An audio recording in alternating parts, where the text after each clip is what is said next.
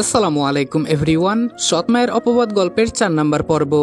আর ভিডিওটা ইউটিউব থেকে দেখলে অবশ্যই চ্যানেলটা সাবস্ক্রাইব করে দিবা, আর ফেসবুক পেজ থেকে দেখলে পেজটা অবশ্যই ফলো করে দিবা। আমাদের ফেসবুক পেজের লিংক পিন কমেন্টে দেওয়া আছে। তো চলো বেশি কথা না বলে গল্প শুরু করা যাক। নীলার সেই কথার পর কিছুক্ষণের জন্য গ্রুপটা চুপ হয়ে গেল। প্রিয়া আস্তে করে বলল, আচ্ছা বাদ দে, চল ক্লাসে যাই। নীলা কিছু না বলে উঠে দাঁড়ালো, কিন্তু যাওয়ার আগে একবার দূরে তাকালো, যেখানে রনি আর রাকিব দাঁড়িয়ে কথা বলছিল। রনি তখনও আগের মতোই শান্ত, বই হাতে, যেন চারপাশের কিছুই তার চোখে পড়ছে না। নীলা নিজের অজান্তেই একটা দীর্ঘশ্বাস ফেলল। অন্যদিকে রনি আর রাকিব ক্লাসে ঢোকার প্রস্তুতি নিচ্ছিল। রাকিব হালকা মজা করে বলল, তুই কি সব সময় এমন সিরিয়াস মুড হয়ে চলবি? রনি বই ঠিক করতে করতে বলল, সিরিয়াস মুডে না থাকলে লাইফে কিছুই ঠিক থাকে না। রাকিব একটু থেমে বলল, কিন্তু একটু হাসিও তো দরকার, না হলে মানুষ তোকে রোবট ভাববে। রনি একটু হাসলো, রোবট হলেও সমস্যা নেই, কাজ ঠিকঠাক করলেই হলো। রাকিব মাথা নেড়ে বলল, তোর সাথে তর্ক করা মানে সময় নষ্ট। এদিকে কলেজের করিডোরে হঠাৎ কিছু সিনিয়র ছেলে একসাথে দাঁড়িয়েছিল। তাদের চোখে এক ধরনের টার্গেট খোঁজার ভাব। তাদের একজন বলল, নতুন ব্যাচ নাকি? একটু দেখে নেওয়া যাক কেমন সাহস আছে। ক্লাস শেষে রনি বাহিরে বের হতেই একজন সামনে এসে দাঁড়ালো। এই তুমি রনি? রনি শান্ত গলায় বলল, জি। সিনিয়র ছেলেটা বলল, নতুন হয়ে এত ভাব দেখাও কেন? সিনিয়রদের সম্মান করতে শেখো। রনি চোখ তুলে তাকালো, তার মুখে কোনো ভয় নেই, শুধু শান্ত একটা ভাব। আমি কাউকে অসম্মান করিনি। সিনিয়র ছেলেটা রেগে বলল, বেশি ভাব নিও না, বেয়াদব ছেলে, নয়তো তোমার কলেজ জীবন ছারখার করে দেব আমি। এই কথায় মুহূর্তে পরিবেশটা থমথমে হয়ে গেল। দূর থেকে নীলা এই দৃশ্যটা দেখছিল। সে দ্রুত এগিয়ে আসতে চাইলে তার বন্ধুরা তার হাত টেনে ধরল। প্রিয়া ফিসফিস করে বলল, যাস না, পরে সমস্যাটা আরো বড় হতে পারে। নীলার মন মানছিল না কোনোভাবেই। ঠিক তখনই রাকিব হালকা হাসি দিয়ে বলল, ভাই ঝামেলা না বাড়াই, আমরা নতুন ব্যাচ, প্রথম দিনই একটু ভুল বোঝাবুঝি হচ্ছে। সিনিয়র ছেলেটা কিছুক্ষণ তাকিয়ে থেকে বলল, ঠিক আছে, কিন্তু মনে রাখিস কথাটা। তারপর তারা চলে গেল। পরিস্থিতি শান্ত হলে রাকিব বলল, তুই পারিসও বটে, একদম ঠান্ডা মাথায় কথা বললি। রনি বলল, অকারণে ঝগড়া করে লাভ নেই। দূর থেকে নীলা ধীরে ধীরে হাঁটতে লাগলো। তার মনে একটা অদ্ভুত চিন্তা ঘুরছে, এই ছেলেটা সত্যি কেমন? শফিক মিয়া চেয়ারে বসে একধ্যানে নিজের ছেলের কথা ভাবছে। কত আত্মীয় স্বজন পাড়া প্রতিবেশীর কাছে জিজ্ঞেস করছে রনির কথা, কিন্তু কেউ জানে না রনি কোথায় আছে, কি করছে। অনেক খোঁজাখোঁজির পর জানতে পেরেছে একজন নাকি রনিকে ঢাকার বাসে উঠতে দেখে। শফিক মিয়া ডিসিশন নিয়েছে উনি ঢাকা যাবেন, ছেলেকে খুঁজে বের করবেন। নাসরিন বেগম এটাকেই নিজের প্রধান অস্ত্র বানায়। শফিক মিয়ার চোখে আরো ভালো হওয়ার জন্য তিনি আস্তে করে শফিক মিয়ার সামনে গিয়ে বলে, এই শুনছেন? নাসরিন বেগমের ডাকে শফিক মিয়া নিজের ভাবনা থেকে বের হয়ে আসেন এবং নাসরিন বেগমকে প্রশ্ন করেন, কি সমস্যা তোর? আমাকে ডাকছিস কেন? আবার কোন মতলবে এসেছিস? নাসরিন বেগম অপরাধী সুরে বলে, আমরা তো বারবার বলতেছি আমরা ভুল করেছি, মাফও চেয়েছি কতবার। এখন পাভেলও পড়াশোনা বাদ দিয়ে চাকরি করছে, আমাদের মাফ করে দিন প্লিজ। শফিক মিয়া রেগে উত্তর দিল, বেশি কথা না বলে যেটা বলতে এসেছিস সেটা বল, আর এখান থেকে তাড়াতাড়ি বিদায় হ। নাসরিন বেগম বলল, আপনি ঢাকা যাবেন রনিকে খুঁজতে? শফিক মিয়া উত্তর দিল, হ্যাঁ যাব। তো কি হয়েছে? নাসরিন বেগম বলল, আপনি এই বয়সে এই শরীর নিয়ে এত ধকল নিতে পারবেন না। বলছিলাম কি, আমাদের পাভেলকে ঢাকা পাঠিয়ে দেই, ও খুঁজে নিয়ে আসবে রনিকে। শফিক মিয়া বলেন, আমার রনি ফিরে আসলে তোদের মা ছেলের কিসের লাভ? উল্টো তোদের লস হয়ে যাবে। নাসরিন বেগম চোখের পানি মুছতে মুছতে বলে, এভাবে বইলেন না, আমি আর পাভেল অনুশোচনায় শেষ হয়ে যাচ্ছি। যদি পাভেল রনিকে খুঁজে বের করে আনতে পারে তাহলে আমরা মা ছেলে এই অনুশোচনা থেকে বের হয়ে আসতে পারবো। শফিক মিয়া বলল, আচ্ছা যা, তোদের মা ছেলেকে আমি শেষ সুযোগ দিলাম, কাল তোর ছেলেকে ঢাকা যেতে বলবি, তারপর থেকে ঠিক 15 দিনের মাথায় আমার ছেলেকে খুঁজে বের করে নিয়ে আসতে বলবি, তাহলেই তোদেরকে মাফ করে দিব। নাসরিন বেগম বলল, আচ্ছা ঠিক আছে, আমি পাভেলকে বলছি। রাতে পাভেল বাড়িতে আসতেই নাসরিন বেগম ওকে খাবার বেড়ে দিয়ে বললেন, পাভেল, ওর মন গলানোর একটা উপায় পেয়েছি। পাভেল ভাত খেতে খেতে জিজ্ঞেস করলো, কি সেটা? নাসরিন বেগম পাভেলকে সবকিছু খুলে বলল। তা শুনে পাভেল বলল, মা তোমার কি মাথা খারাপ হয়েছে? এত কষ্ট করে ওই ছোট লোকের বাচ্চাকে বাড়ি থেকে বের করেছি, এখন আবার আমি ওকে খুঁজে আনবো? নাসরিন বেগম বলল, আরে আস্তে কথা বল, শুনে ফেলবে তো ওই বুড়ো। আমি কি তোকে সত্যি সত্যি খুঁজতে বলেছি নাকি? তোকে কিছু টাকা দিয়ে ঢাকা পাঠিয়ে দিব, তুই কয়েকদিন ঘুরে আসবি, আমি এখান দিয়ে সুযোগ মতো সম্পত্তি হাতিয়ে নিব। পাভেল প্রশ্ন করলো, তোমার মনে হয় এটাতে কাজ হবে? নাসরিন বেগম উল্টো পাভেলকে প্রশ্ন করলো, এটা ছাড়া কোনো রাস্তা খোলা আছে আমাদের কাছে? পাভেল আর কোনো উত্তর খুঁজে পেল না, নিজের মায়ের কথাই মেনে নিল। প্রতিদিনের মতো রাকিব আর রনি কলেজে চলে এসেছে। কলেজে পৌঁছে রাকিবের চোখ নীলাকে খুঁজতে লাগলো। রনি সেটা দেখে বলল, কাউকে খুঁজছিস? রাকিব একটু অপ্রস্তুত হয়ে বলল, না তো। রনি হেসে জবাব দেয়, তুই জানিস মিথ্যা বললে তোর কান লাল হয়ে যায়। রাকিব লজ্জায় রনিকে ধমক দিয়ে বলল, চুপ। রনি হালকা হেসে ক্লাসরুমের দিকে হাঁটতে লাগলো। ক্লাসে ঢুকতেই নীলা হাত নেড়ে বলল, এই দিকে বসো। রাকিব সাথে সাথে গিয়ে বসে পড়ল। রনি একটু দ্বিধায় পড়ে গেল। নীলা বলল, আপনি দাঁড়িয়ে আছেন কেন? এখানে জায়গা আছে। রনি শান্ত গলায় বলল, না, আমি পেছনে বসবো। নীলা ভ্রু কুঁচকে বলল, আপনি সব সময় এত দূরে দূরে থাকেন কেন? প্রশ্নটা শুনে রনি থেমে গেল। কিছুক্ষণ চুপ থেকে বলল, অভ্যাস। নীলা কিছু বলতে গিয়েও থেমে গেল। রনির এমন প্রত্যাখ্যানে নীলার বুক ভারী হয়ে আসলো। ক্লাস শেষে ক্যান্টিনে বসেছিল সবাই। রাকিব, নীলা আর বাকিরা গল্প করছে। রনি একপাশে বসে নোট দেখছিল। তিথি এবার আস্তে করে নীলাকে বলল, আমি ওই দিন যা বলেছিলাম তার জন্য সরি। নীলা মাথা নেড়ে বলল, ঠিক আছে। তিথি একটু ইতস্তত করে বলল, অ্যাকচুয়ালি রনি ছেলেটাকে বোঝা কঠিন। এবার নীলা হালকা হেসে বলল, তাতে কি হয়েছে? সবাই তো একরকম হয় না। দূর থেকে রনি কথাগুলো শুনে ফেললেও কিছু বলল না, শুধু নোট বন্ধ করে উঠে দাঁড়ালো আর বলল, আমি লাইব্রেরিতে যাচ্ছি। রাকিব বলল, আরে একটু বস না। রনি বলল, কাজ আছে। রনি চলে যেতেই নীলা তার চলে যাওয়ার দিকে তাকিয়ে রইল। প্রিয়া ফিসফিস করে বলল, এবার তো নিশ্চিত? নীলা বিরক্ত হয়ে বলল, কি নিশ্চিত? প্রিয়া বলল, তুই ওকে নিয়ে বেশি ভাবিস। নীলা এবার কিছু বলল না, কারণ এবার ও নিজেও বুঝতে পেরেছে রনিকে নিয়ে ও সত্যি একটু বেশি ভাবে। বিকেলে বাসায় ফিরে রনি দেখে আমেনা বেগম রান্নাঘরে একা একা কাজ করছেন। সে আবারও বলল, আন্টি, আমি সাহায্য করি। আমেনা বেগম তাকিয়ে বললেন, তুমি একবার কথা বললে বোঝো না? রনি একটু হেসে বলল, না। তিনি দীর্ঘশ্বাস ফেলে বললেন, ঠিক আছে, এই সবজিগুলো কেটে দাও। রনির মুখে সাথে সাথে হাসি ফুটে উঠল। রনি বলল, আচ্ছা। দূর থেকে রাকিব দৃশ্যটা দেখে মাথা নেড়ে বলল, এই ছেলে আস্তে আস্তে পুরো বাড়ির ফেভারিট হয়ে যাচ্ছে। আফরিন পাশে দাঁড়িয়ে বলল, আগেই হয়ে গিয়েছে। রাকিব বলল, তুই কিভাবে বুঝলি? আফরিন বলল, কারণ মা আমার আর তোমার উপর যতটা চিৎকার করে রনি ভাইয়ার সাথে ততটা মিষ্টি গলায় কথা বলে। এটা শুনে রাকিব ভেসে উঠল। মিরসরাইয়ের আকাশ তখনও পুরোপুরি জেগে ওঠেনি, হালকা কুয়াশা। দূরে আজানের ধ্বনি ভেসে আসছে। পাভেল ছোট একটা ব্যাগ কাঁধে নিয়ে বাড়ির দরজার সামনে দাঁড়িয়ে, চোখে অদ্ভুত এক মিশ্র অনুভূতি, রাগ, লোভ আর একটুখানি ভয়। পেছন থেকে নাসরিন বেগম ফিসফিস করে বললেন, সব মনে আছে তো? পাভেল ঠোঁট বাঁকিয়ে বলল, হুম। ঢাকা গিয়ে একটু ঘুরে আসবো, আর তুমি এখানে নাটক চালাবে। নাসরিন বেগম চোখ কুঁচকে বললেন, চুপ, কেউ শুনে ফেললে সব শেষ। তারপর পাভেলের হাতে কিছু টাকা গুঁজে দেয়, যেটা সে শফিক মিয়ার কাছ থেকে রনিকে খোঁজার জন্য লাগবে বলে নিয়েছে, আর বললেন, সাবধানে থাকবি, আর সুযোগ পেলেই খবর দিবি। পাভেল কিছু না বলে বেরিয়ে গেল। ঢাকার ব্যস্ত রাস্তা, চারপাশে গাড়ির হর্ন, মানুষের ভিড়, আর ধুলোর গন্ধে পড়া এক অচেনা শহর। পাভেল একটা ছোট ব্যাগ কাঁধে নিয়ে রাস্তার পাশে দাঁড়িয়ে আছে। বিরক্তি কণ্ঠে বলল, ধুর, এই শহরে মানুষ থাকে নাকি? সারাদিন ঘোরাঘুরি করে ক্লান্ত হয়ে একটা চায়ের দোকানের সামনে বসে পড়ল। চা নিতে না নিতেই পাশের টেবিলে থেকে কয়েকজন ছেলের হাসাহাসির শব্দ ভেসে এলো। এই নতুন মনে হচ্ছে? একজন চোখ ছোট করে পাভেলের দিকে তাকিয়ে বলল। পাভেল প্রথমে পাত্তা দিল না, কিন্তু ছেলেগুলো উঠে এসে তার সামনে দাঁড়ালো। একজন একটু রুক্ষ গলায় বলল, এই কোন জায়গা থেকে এসেছিস? পাভেলও কম না, সরাসরি তাকিয়ে বলল, তোমার জানার দরকার আছে? এক মুহূর্তে পরিবেশটা টানটান হয়ে গেল।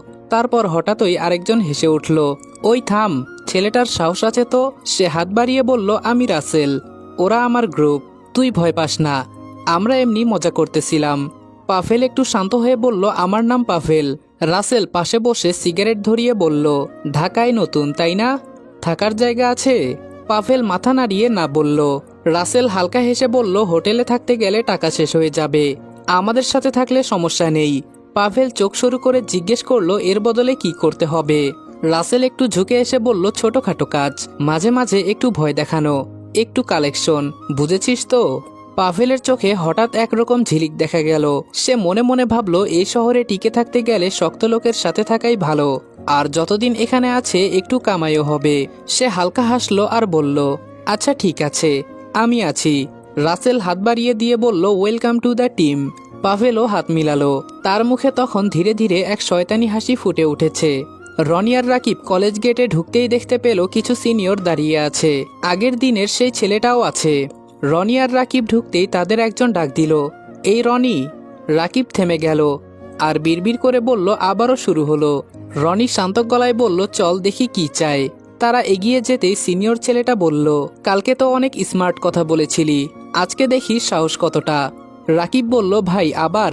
সিনিয়র চেঁচিয়ে উঠে বলল, চুপ, তোমাকে কিছু বলছি না, ওকে বলতেছি। চারপাশে ভিড় জমতে শুরু করেছে। দূর থেকে নীলা আর তার বন্ধুরাও এগিয়ে আসছে। সিনিয়র বলল, একটা কাজ করবি, পুরো ক্লাসের সামনে দাঁড়িয়ে বলবি তুই সিনিয়রদের সম্মান করতে জানিস না। রনি কিছুক্ষণ চুপ থাকলো, তারপর আস্তে করে বলল, মিথ্যা কথা আমি বলি না। পরিস্থিতি হঠাৎ টানটান হয়ে গেল। ছেলেটা বলল, মানে? রনি বলল, মানে আমি কাউকে অসম্মান করিনি, তাই মিথ্যা কথা বলবো না। এই কথায় সিনিয়র ছেলেটা রেগে গিয়ে রনির কলার চেপে ধরল। চারপাশে সবাই চমকে উঠল। ছেলেটা বলল, তোর এত সাহস? ঠিক তখনই কেউ বলল, ছাড়ুন ওকে। সবাই ঘুরে তাকিয়ে দেখলো নীলা দাঁড়িয়ে আছে সামনে।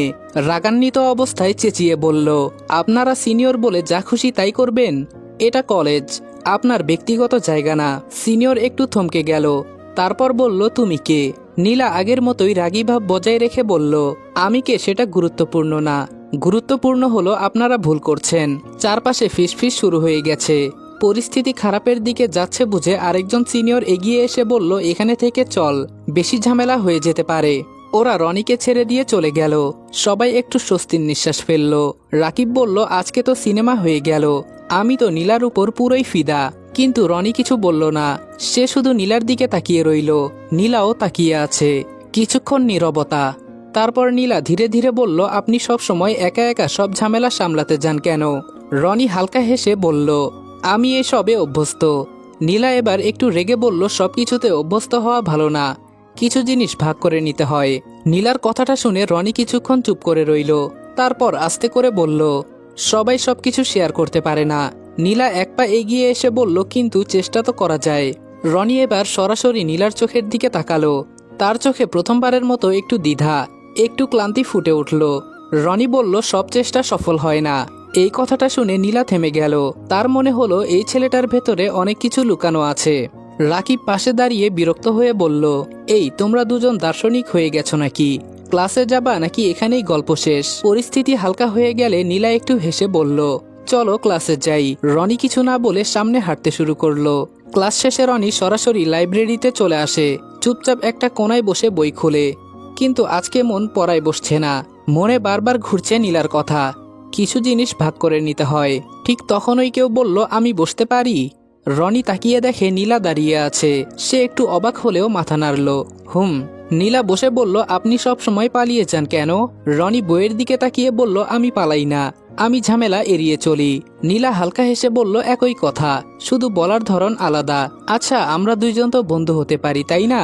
কোথায় থেকে রাকিব এসে বলল, আমি কি দোষ করলাম? আমাকে কেন বন্ধুত্বের লিস্ট থেকে বের করে দেওয়া হলো? লাইব্রেরির ভেতরটা হঠাৎ করে একটু হালকা হয়ে উঠল। রাকিবের কথায় নীলা লজ্জা পেয়ে মাথা নিচু করে ফেলল। রনি চুপচাপ তাদের দুজনের দিকে তাকিয়ে রইল।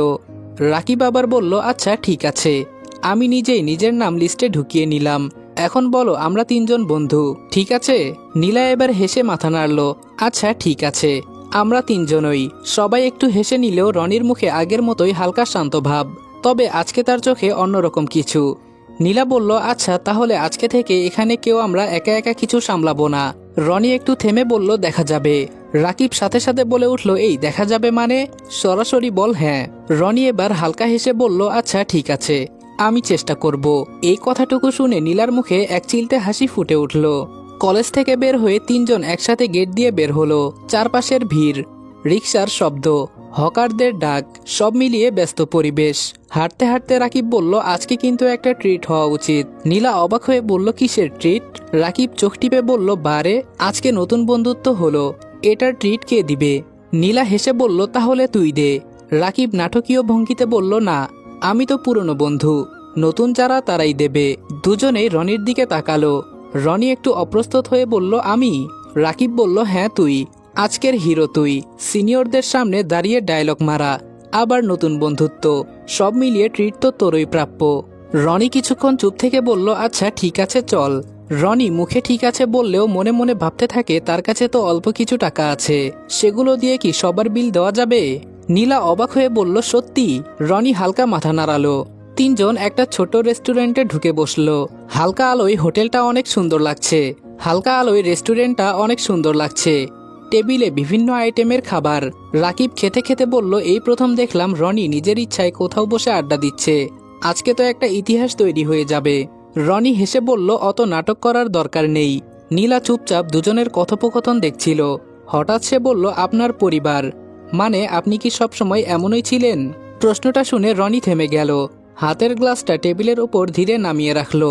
কয়েক সেকেন্ড চুপচাপ থেকে বলল, সবাই একরকম থাকে না সবসময়, কিছু ঘটনা মানুষকে বদলে দেয়। নীলা আস্তে করে বলল, খুব খারাপ কিছু হয়েছিল কি? রনি সরাসরি উত্তর দিল না, শুধু বলল, পুরনো কথা, এগুলা মনে না রাখাই ভালো। পরিবেশটা আবার একটু ভারী হয়ে গেল।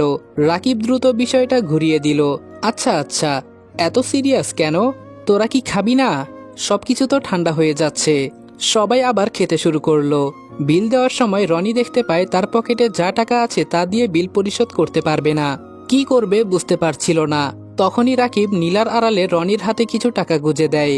রনি রাকিবের দিকে তাকিয়ে মনে মনে বলে, এই পরিবার ওকে আর কত ঋণী করবে। অন্যদিকে ঢাকার এক অন্ধকার গলি।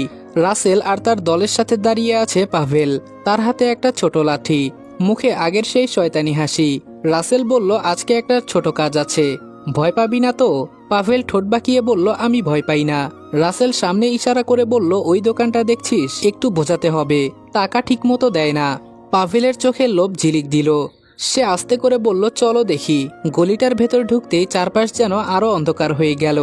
ভাঙ্গা রাস্তা থেকে একটু দূরে আধভাঙ্গা দোকান, লোহার শাটার আধখোলা। রাসেল সামনে এগিয়ে গিয়ে থামলো, দোকান দেখিয়ে বলল, এইটাই। পাভেল চোখ সরু করে তাকালো। দোকানের ভেতর একজন মাঝবয়সী লোক হিসাব লিখছিল। রাসেল হঠাৎ জোরে শাটারে লাথি মারল।